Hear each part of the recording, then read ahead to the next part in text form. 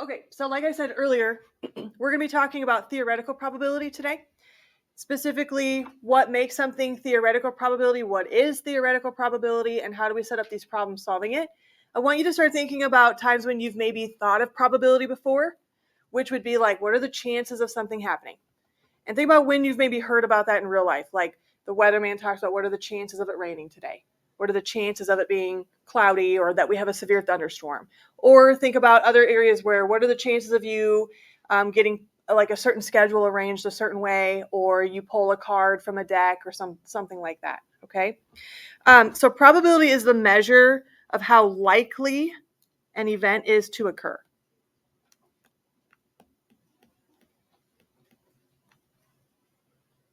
So again, this would be something like, what are the odds? What are the odds of this thing happening?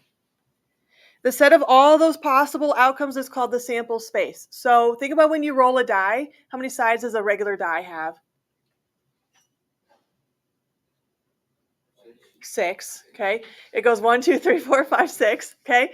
That would be the like total number of numbers that you could get. You're not going to get, when you roll just one die, you're not going to get like a 10 or a 12. You're going to get a 1, a 2, a 3, a 4, a 5, or a 6. Okay, so that would be our sample space, is what are the possible outcomes that I could be receiving here.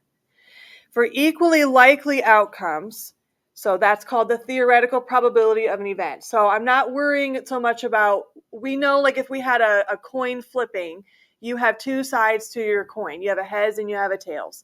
And we know we have a 50-50 shot when we flip it of getting either side. That's like an equal probability. What that means in real life is that if I took a coin and I flipped it and I got heads, if I flip it the second time, I should get tails. And then it should go back to heads and it should go back to tails and back to heads and back to tails. But does that actually happen in real life? No, it doesn't. Okay. So theoretical probability is what should happen, but like actual probability is what really is going on. Okay. And so in here, we're going to be talking about like the ratio of the number of favorable outcomes, so like what I want to see happen, to the total number of outcomes possible. So if I really want to roll a 3, I only have one way of doing that, but there's 6 total outcomes that I could possibly actually get. And so we're going to use kind of those ideas and those thinking in order for us to figure out what the probability would be for these events. Now, before we get too far into this, I'm going to give you guys a little bit of a cheat sheet.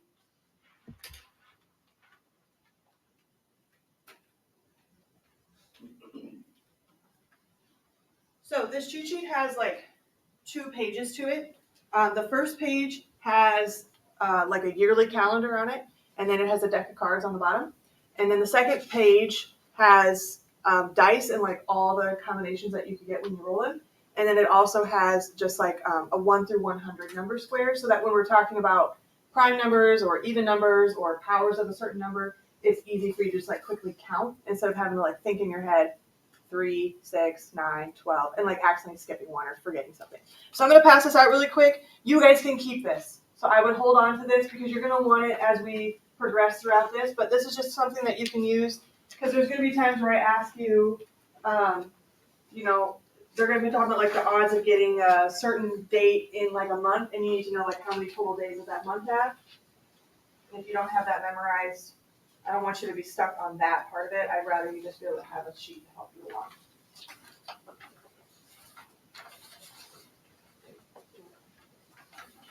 So hold on to this, keep it somewhere with your notes so that in the future when we have to pull it out again, you've got it.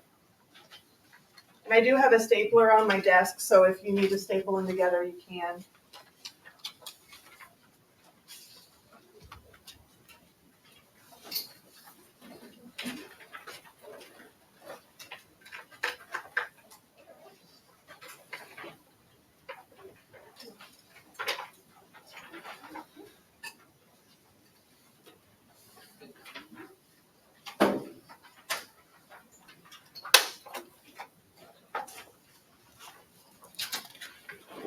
Okay, so we may not need that sheet quite yet, but eventually we will as we kind of get going in these problems. So the first thing I want to talk about is something called simple events. So these would be events that we're just talking about one thing happening. So we're not trying to combine, that I'm rolling a die and I'm drawing a card. Right now we're just talking about one situation. Okay, so we've got a couple examples here that we're going to do. Number 1 says a jar contains 32 red marbles and 28 blue marbles. What is the probability that a randomly selected marble is red?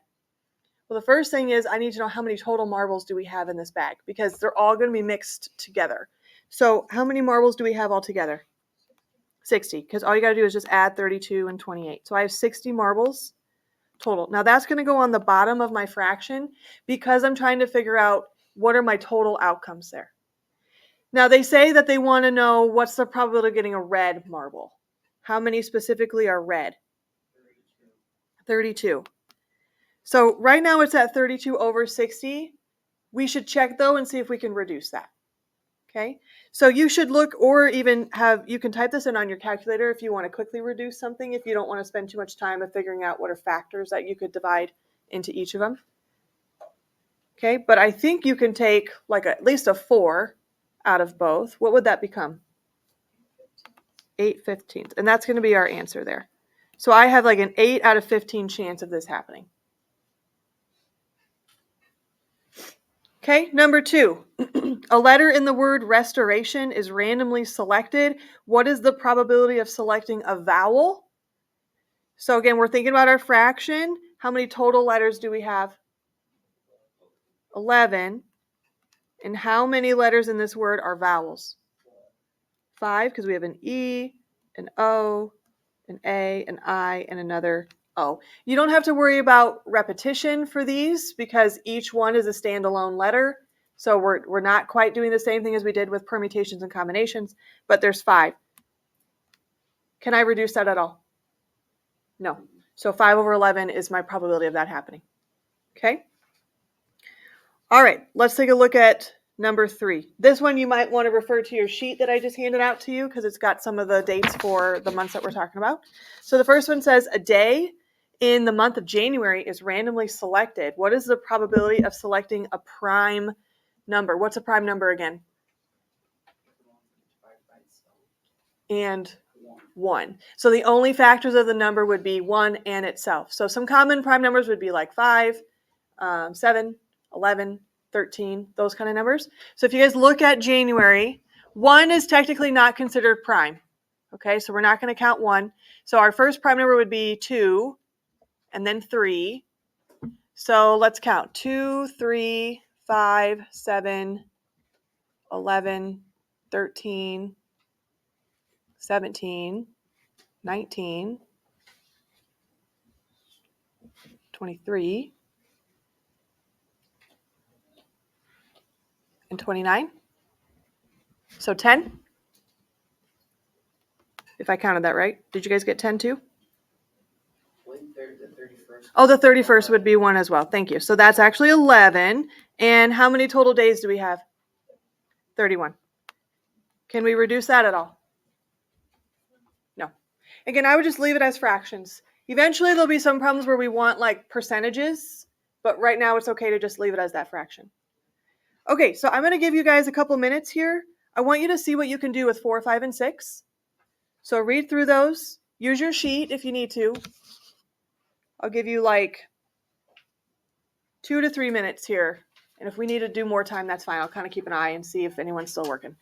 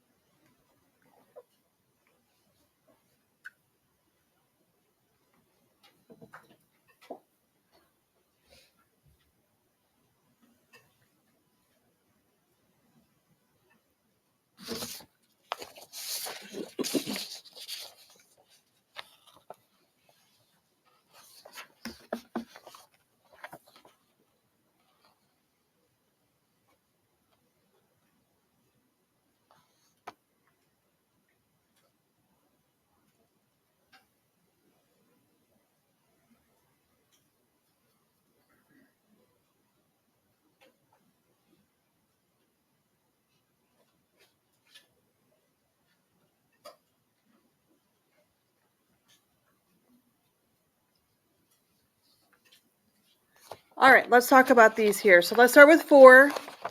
4 says that 2 dice are rolled. What is the probability that the sum of the 2 dice on the next roll is at least 9? So on the second page that I handed you guys has all the dice, and they have them kind of paired up for you. So like the first row is like if you had a 1, the first die, and then all the other numbers on the second one, and then the second column is 2 with all the other numbers. So you have to look through those first and figure out which ones have a sum of 9 or more. So any of them that are less than 9, we don't want to consider. When I counted through those, I found 10 total choices to get the sum of 9. Okay, so there's 10 ways to do that. How many total combinations, though, are being shown?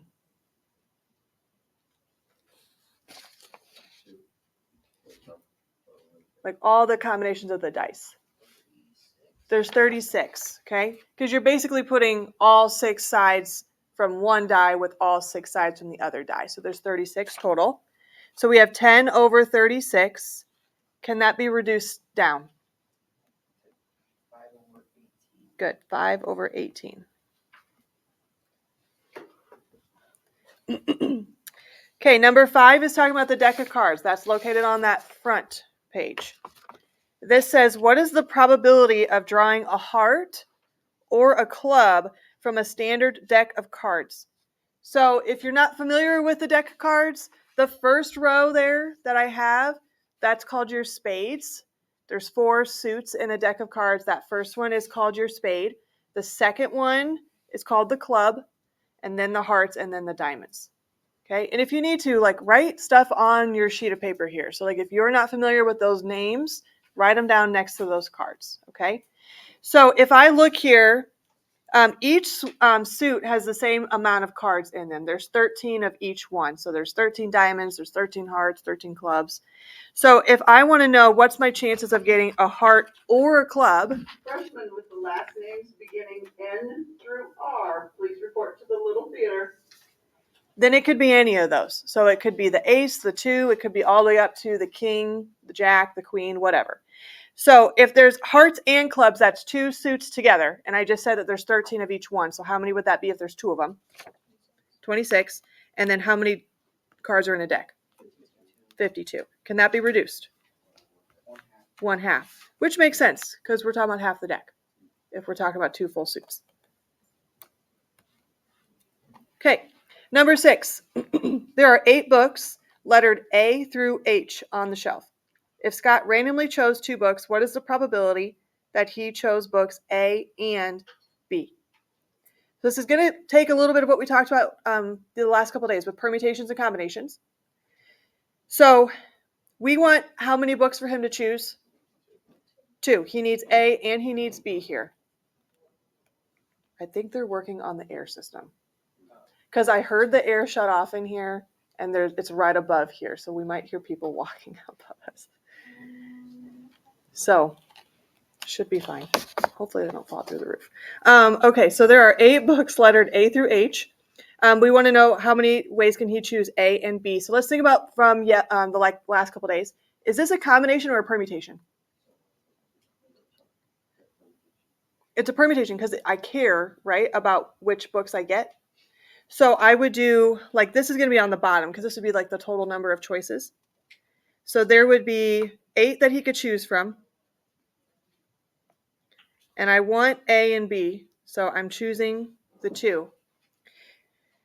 Now the top is like, how many ways can this happen? Well, there's a lot of total ways that he could choose 2 books and he could get any 2 letters.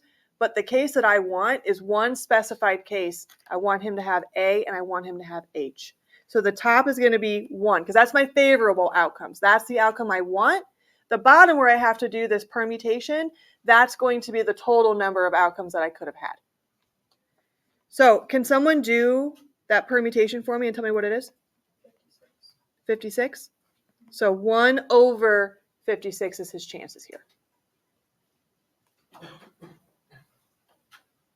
So again, the top portion is favorable. So like what you want to have happen, which we wanted him to get those 2 exact books. The bottom is how many total choices. And again, when you're thinking about picking from something like this, you have to go back to permutations and combinations and ask, does it matter what order he picks them in? Okay. Any questions so far, guys, on that simple events section? Okay. So right underneath that here, we have something called the complement of an event. The complement of an event in probability is the probability that the event doesn't happen. Okay. So the probability of the event not happening is how you can fill in that blank. Since the sum of all the probability in a sample space is equal to 1, because if I had like the deck of cards, and if I was talking about the total probability of something happening, if I added them all up together, it would equal 1. So all those fractions that we've been seeing, if I added all the fractions up, they would come out to be 1 because it'd be 100%. So think of it like this. Like the chances of me pulling a card from a deck of cards is 100% because I'm going to get a card if I'm pulling from a deck of cards. So since it's 1, to find the complement, you can take 1 and subtract the probability of your event happening. And you're going to see some of this notation. I know we saw P with permutations here, but when P is followed with something in parentheses like that, we're talking about probability. So I know that's a little bit confusing because we saw P for something else earlier. But this is saying 1 subtracting the probability of whatever event I want to have happen occurring. If I want to find the complement of that, I just look at what would be the rest of my remaining opportunities to get to that 100%. So let's do a couple examples. 7 says the probability that it will snow tomorrow is 7 out of 20. What is the probability that it will not snow? So you're going to take 1 minus 7 over 20. Or think about, what does my numerator need to be to get that 7 to become a 20? Because that would be 20 over 20, which is 1. So what should the top number be? Any remaining freshmen that have not taken their picture, please report to the little theater. Good, 13. So 13 over 20 is the chances of it not snowing tomorrow. So think about that like with the weather. You know, there's a 30% chance of rain today. That means that there's a 70% chance that it won't rain. Okay, number 8 says a month of the year is randomly selected. What is the probability of getting a month that does not begin with the letter A? So how many months don't begin with the letter A?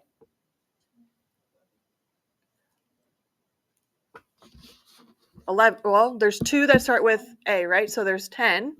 So we want to think if we're thinking about favorable probability, there's 2 months that start with the letter A. So it'd be 1 minus 2 over the 12 months total. Okay, or some of you are already starting to think about the chances of like not choosing those, which is the 10 that you guys said. So because this becomes 10 over 12, how can that reduce? 5 over 6.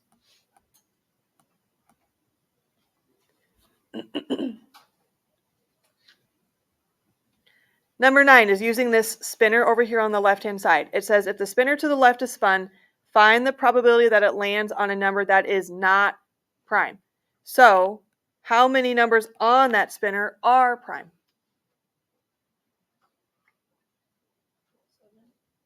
Okay, so 2, 3, 5, 7, 11, 13. Remember, we don't count 1 as a prime technically. So there's actually 6, and there's 16 numbers total. So it'd be 1 minus 6 over 16, which is 10 over 16, which reduces to 5/8. Some of you might be thinking, can't I just count the ones that wouldn't work? You know, so if they're saying, I don't want a prime number, can I just count the non-prime numbers? You can. You're going to get the exact same answer I'm getting here. I'm just showing you the process of if you were finding the true complement, you would be subtracting 1 minus your favorable. And it may not always be easy to just look at the picture and count. They might start to get more complicated, and it might be easier if you just do the 1 minus. Okay, number 10 says 2 dice are rolled. What is the probability of not getting doubles? So look at your dice. How many ways can we get doubles? 6. So again, I'm going to do 1 minus 6. And we talked earlier that there's 36 combinations. So what does this come out to be? And that reduces to 5, 6. Good. Questions on the complement? Okay, so let's turn it over here. Let's start talking now about some more like complicated events. And when I say complicated, I don't mean harder. I just mean you have to think about maybe more than one thing happening now. So they're going to start to combine some of the things that we've been talking about, like rolling dice and maybe drawing from a deck of cards. So instead of just looking at one isolated event, we're looking at multiple events. Now, in compound events, because we're dealing with 2 or possibly more events, there's going to be things called independent events and dependent events. Independent means that when the outcome of one event does not impact the outcome of another. So think about the cases like from this page. If I roll a die, that has nothing to do with me drawing from a deck of cards. Those are 2 completely independent events. I don't care what number I get on my dice. It's not going to impact the card that I draw. Dependent events is when they do affect each other. So think about a deck of cards. If I take out a card and I don't put it back, that's going to impact my next probability if I went to pull another card. Because I've decreased the number of outcomes and I've possibly decreased the number of favorable outcomes. So if they're talking about events that are the same idea of like pulling from a deck of cards or rolling the dice or wanting 2 dice to show up at specific numbers, those are going to start getting into dependent. And you're going to, again, see this notation here. So like that capital P, again, that's talking about probability. And then inside of it, it's going to have A and B are representing the events that we're talking about, like the 2 different things that we want. So let's start with independent events, and then we'll get down into the dependent ones. Okay, so 11 and 12 are kind of standalone problems here. It says that a die is rolled 3 times. What is the probability of getting 1s on each roll? So this is independent because if I just roll a single dice, whatever number I get the first time is fine, and then I'm just going to roll again. My first roll does not impact the second or the third roll because I'm not like removing numbers from the die. They're all going to just stay on it. So I want to get 1s each time. What's my chances of getting a 1 when I roll a die? 1 out of 6. Okay, so we're going to do 1 out of 6. Now I want this to happen 3 times. So in order for it to happen 3 times, they all have a probability of 1/6 happening. Now to find my total probability, you guys are going to multiply your fractions together. We're not adding, we're not subtracting, we're multiplying. So you're taking 1/6 times 1/6 times 1/6, or 1/6 to the 3rd power. You're going to have a 1 on top, and so what is 6 to the 3rd power?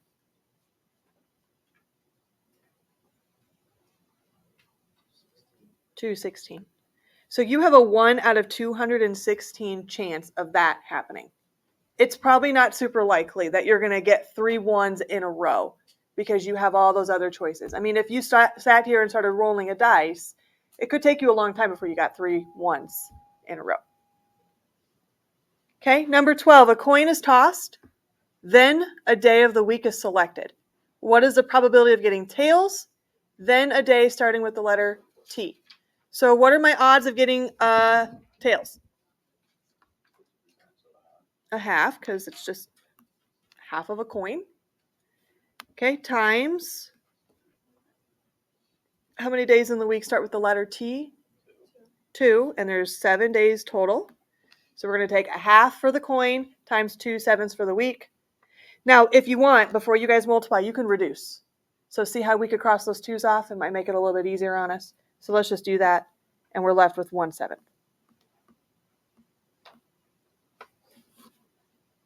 That won't always happen. Maybe those 2's don't cancel, and then you will just multiply. But if you can do that, it's going to save you a little bit of reducing at the end. Instead of having to reduce your final answer, reduce first because it simplifies it.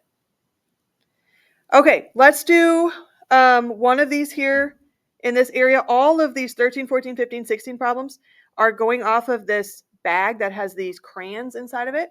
So let's just read through it up here. It says we have 8 red crayons, 14 purple crayons, 6 yellow, and 4 green. It says that a crayon is selected and replaced. That's kind of a key word there because they're telling you you take it out, you put it back. That's why it's saying independent, because I'm not changing the amount of crayons that are in my bag. Okay, so 13 wants to know, what are the chances of me getting a purple crayon and then getting a yellow crayon? So in order to do this, we first need to know how many total crayons are in this bag. So let's add up 8, 14, 6, and 4. So how many total crayons do we have? So I'm just going to write that over here. Total is 32. I'm going to need that because remember, that's going to go on the bottom because that's like your total outcomes. Okay, so purple is going to be, there's 14 of those. So 14 over 32. And then yellow, there's 6 yellow crayons. So 6 over 32. If you want to try to reduce first, you can. Or you can use your calculator, you can multiply these numbers. And then if you type in the fraction, you can just reduce it that way as well.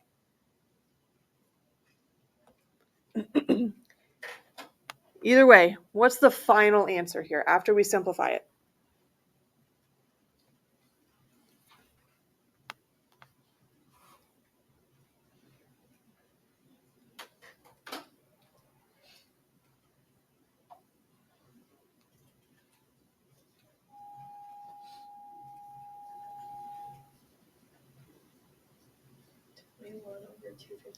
Yep, 21 over 256.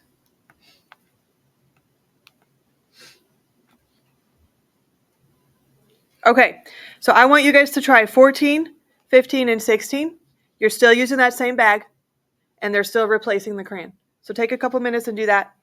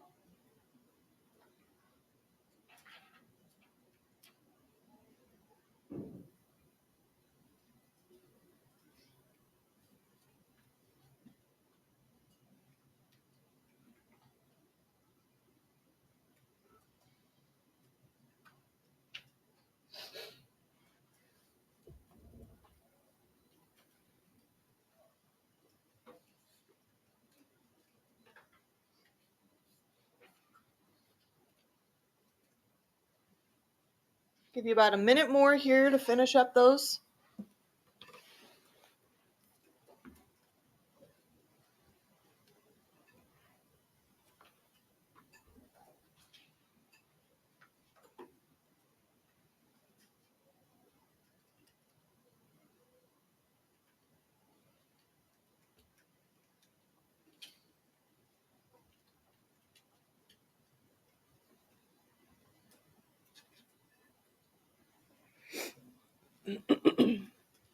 Okay, 14 says to find the probability of getting a green crayon, then a red crayon. So to set this one up, it should have looked like this. Green, there are 4 of those out of 32, and then times the red should have been 8. If there is anyone that has not taken their picture and needs to get their picture taken, please report to the little theater now. Thank you. And that should have simplified down to 1 over 32 when you're finished, okay? 15 is 2 purples, so it should be 14 out of 32, not 52. And then you just do another 14 out of 32. This is kind of like that dice problem that we had above where it was like 1 6 times 1 6 because you're talking about the same color crayon. And so this comes out to be 49 over 256. And then the last one, 16 in this area, is similar. It's talking about 2 yellow crayons this time. So 6 over 32 times 6 over 32. That simplifies down to 9 over 256. And when I was walking around, I think most of you got those. I didn't see anything that seemed super alarming. So if you didn't get that, though, fix it just so that you can have the right answer down and maybe go back and try it again and see what happened. All right, so that's independent events. Now let's talk about these dependent events. So they're saying here, using the same example from above, so the same situation with the crayons, this time after they take one, they're not putting it back. So that's why this is now dependent, because it's changing our pool of crayons that we could have. So for 17, it wants us to find the probability of getting a yellow, then a red crayon. So if we think back up here, we had 6 yellow crayons. So when you start, you have all of them in the bag. So that's going to be 6 over 32. Okay, but if I don't put it back, what does that do to my bottom number? It subtracts just the 1 because I only took the 1 crayon out. So 31 is now my new bottom number. And then there's 8 red crayons. So these look just a little bit different because that bottom number is going to change. Okay, and then just like before, you can reduce if you'd like to before you start multiplying, or you can multiply and just have your calculator kind of assist you in the reducing. When I did this, I got 3 over 62. Did you guys get that out there? Okay, I see some nodding. Okay. All right. What if we did purple then green? How would I set up my fractions?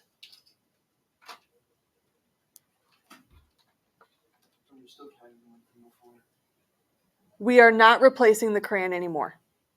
Well, like, are we, for each column, are we replacing it? For each problem in this section, we're not replacing the crayon. Okay, so it would be 30. What do you mean? This is going to be 32 or 30. I understand. Yeah. Okay, this 18 is separate from 17, so we're starting back fresh. Okay, but we're still not replacing the crayon after we pull the first one. So what are my chances of getting a purple crayon? Starting with my original number of crayons. 14 out of 32. Okay, but then yes, I'm not replacing it again. So now I'm down to 31, and how many are green? 4.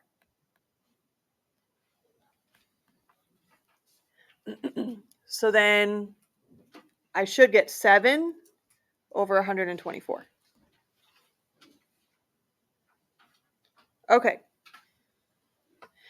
For time purposes, I'm going to skip over 19 and 20. Let's come down to these so we can get something a little bit different of a dependent event happening. So 21 is saying a card is drawn from a standard deck, not replaced, and another is drawn. What is the probability of choosing a heart, then a spade? So how many cards are hearts? 13. And how many are in a deck? 52. Now again, I'm not replacing it, so my bottom number goes down by 1 to 51. And how many cards are spades? 13. Okay, and then you multiply like normal, reduce, before, whatever you want to do. You should end up with 13. This is the last call for anyone wanting to get their picture taken. Please report to the little theater as soon as possible. Thank you. 13 over 204. Okay, last one here that we'll do for today. Jack had 4 Snicker bars and 8 Mars bars. He randomly chose a piece of candy, ate it, and then chose another. What is the probability that they were both Snickers? So how many candy bars does he have total? 16?